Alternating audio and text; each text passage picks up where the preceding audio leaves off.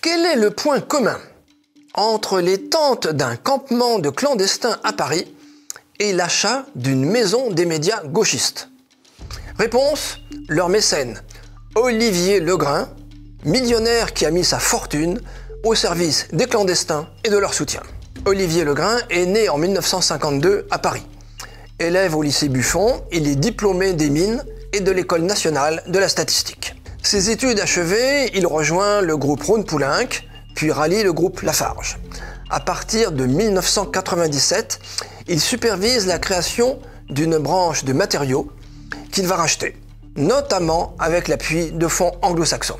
Ce sera un vrai succès et l'origine de sa fortune. Il se reconvertit ensuite comme psychothérapeute pour la médecine du travail et reçoit ses patients à son domicile cossu de Neuilly-sur-Seine. C'est le début de sa nouvelle vie, celle d'un argentier au service de l'extrême gauche politique, médiatique et associative. S'il a grandi dans un environnement gaulliste, il cède aux sirènes du communisme à ses 15 ans, au moment où les discours révolutionnaires retentissent dans la cour du lycée Buffon. Le très jeune Legrain adhère au Parti communiste où il aura sa carte pendant 9 ans, entre 1969 et 1978. Il rapporte avoir cessé ensuite tout militantisme suite à la publication de l'archipel du Goulag. Il s'enthousiasme pour la candidature de François Mitterrand en 1974 et mettra ensuite sa fortune au service des causes de gauche et d'extrême gauche.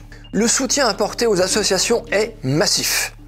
Depuis sa création, en 2019, le multimillionnaire a injecté 3 millions d'euros dans Riace ou Riace, un fonds qui vient en aide aux réfugiés, vrai ou faux, via des associations locales dans le Pays Basque, les Alpes-Maritimes, la région de Calais et l'Île-de-France.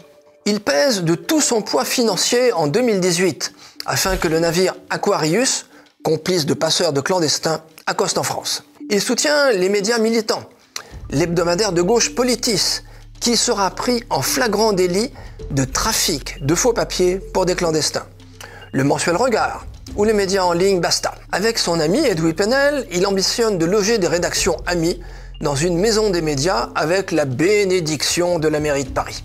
Un projet qui devrait voir le jour en 2026 dans un bâtiment industriel du boulevard Barbès.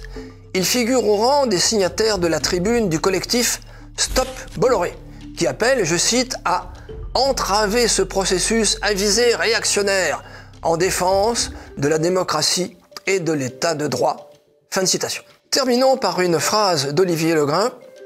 Je cite, « Je crois à l'état fort. On ne change rien sans règles coercitives. Prenons les réfugiés. Comprenez les clandestins. Si on ne force pas les gens à en accueillir ici, à Neuilly, ça n'arrivera jamais. Il faut des règles. C'est ça, pour moi, être communiste. » Fin de citation.